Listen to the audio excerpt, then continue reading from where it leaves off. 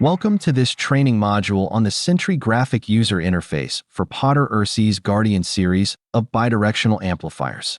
In this module, we will discuss how to use the Sentry program and discuss the procedure for programming the Guardian A BDA.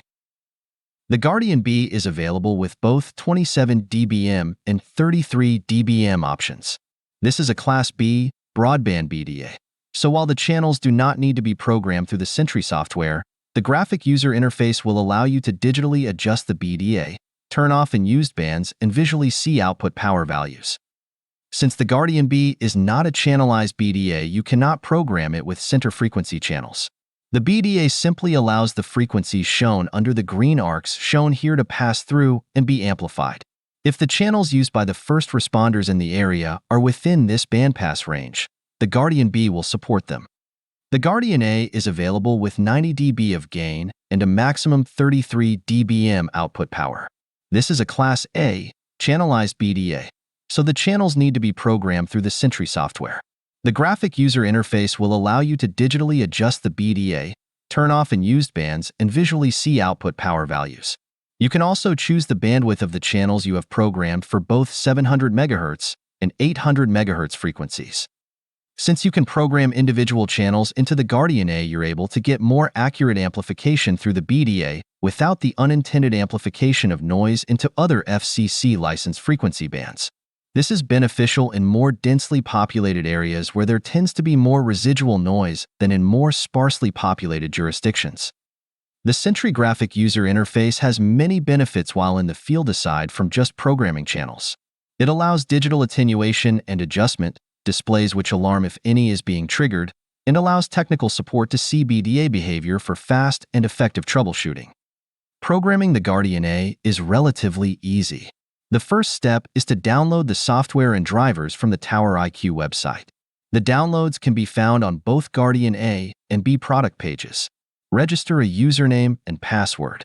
When you connect your PC to the BDA and sign into the Sentry program, your computer should automatically assign the COM port. Switch the interface to local and click the config button. The following video shows this process.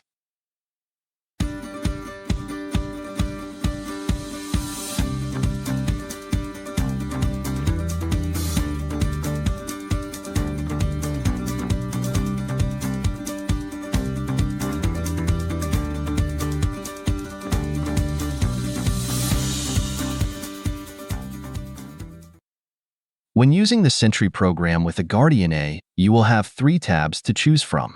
One as an RF state tab and 2 channel programming tabs. The RF state tab will display BDA information as seen here. Let's take a moment to examine each column. The center frequency is the column used to input the frequency of the channel. The switch column is used to open or close a channel. Off closes the channel and on opens the channel.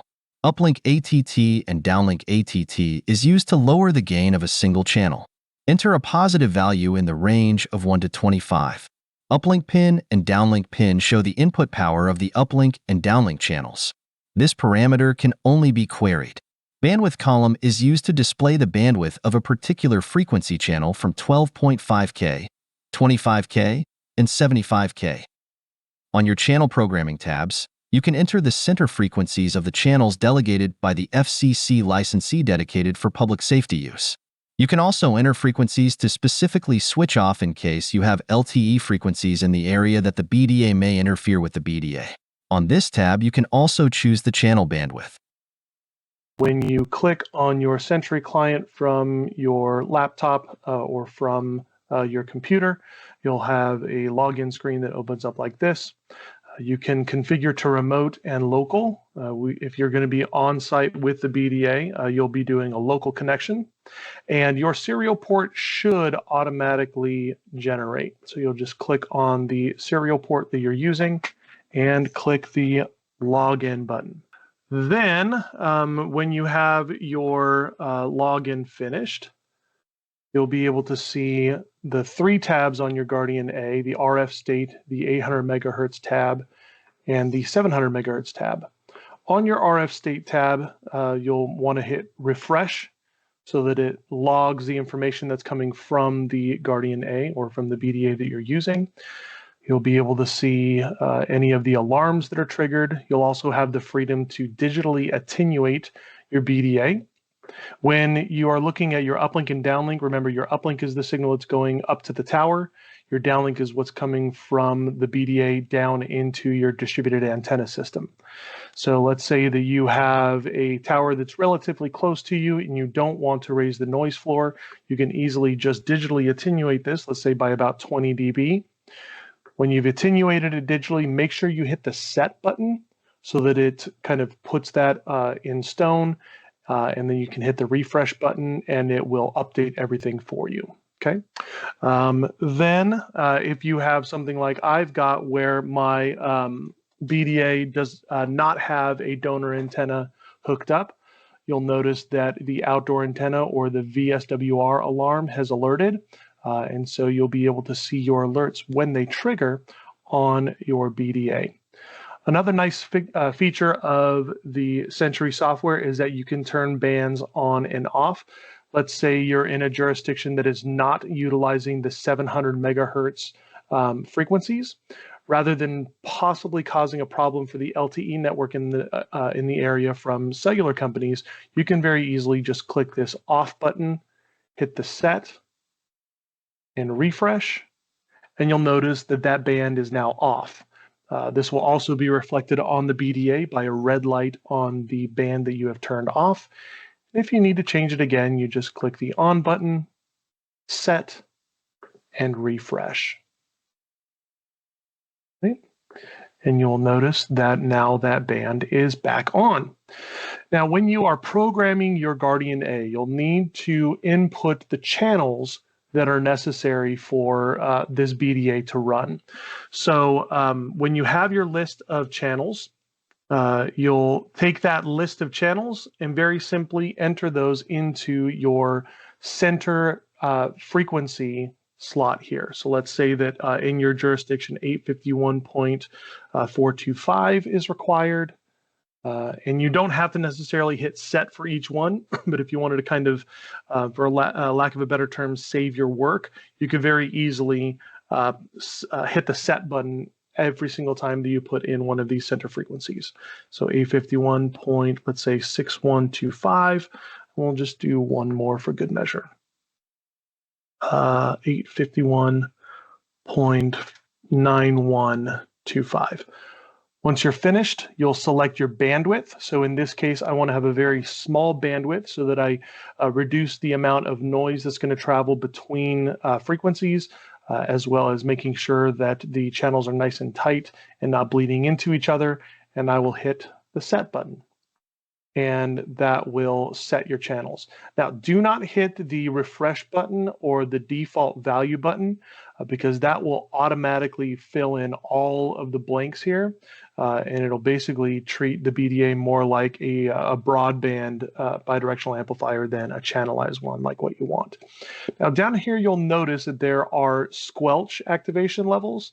That's not necessarily in every single needed in every single jurisdiction, but if your AHJ does have, or your FCC licensee in the area that controls the FCC band for public safety in the area, if they have a squelch requirement, you can put this put that in here, hit the set button, and that will activate the squelch level at that particular decibel milliwatt level. You can do the same thing for your 700 megahertz frequencies if you do have 700 megahertz required by your AHJ. And also, if there are specific channels that you need to turn on and off, you can absolutely do that. We've had some folks utilize this tool when their 700 megahertz frequencies are very close to the LTE frequencies in the area. So they'll be able to put in the LTE frequency specifically that may be butting up against what's called the guard band of the public safety bands. They'll put that frequency in there and then just hit the switch to off. And then you don't have to worry about that particular set of frequencies being interfered with by the BDA. So once again, you've got your RF state page, which is going to be kind of your home page, letting you know what's going on with your BDA, letting you know what your output levels are. Also, your automatic gain control. Sometimes if your BDA and the DAS has maybe an antenna that's too close to the outside donor antenna, the automatic gain control may be activating to kind of regulate it and try to find that balance between feedback and optimum output power. So if you're seeing a really high automatic gain control value, let's say upwards of 29 decibels, you may want to consider either adjusting the uplink or the downlink with attenuation, because what that does is that automatic gain control actually adds attenuation. So it lowers your overall gain that you're going to see in your BDA. So if you're in a spot where you have everything plugged in, you don't have any oscillation on your BDA, but you're noticing that a lot of your antennas don't have the coverage that you're expecting to have them to, or if you're doing a line sweep and you're noticing that the decibel milliwatt level at your antennas is not where it should be, it could possibly be automatic gain control activating, and you'll be able to move either your antennas or you may be able to attenuate your BDA to fix that problem. So I hope that this has been a helpful tutorial for you. As I mentioned before, it's not really a whole lot of complication when it comes to navigating this software, but the Sentry is definitely going to help you program your Guardian A. It'll also help with troubleshooting so that our troubleshooting team can see internally what's going on with the BDA and be able to move accordingly. Thank you for watching this module on Sentry programming. If you have any questions, feel free to reach out to your sales engineer, regional sales manager, or the technical sales manager of public safety.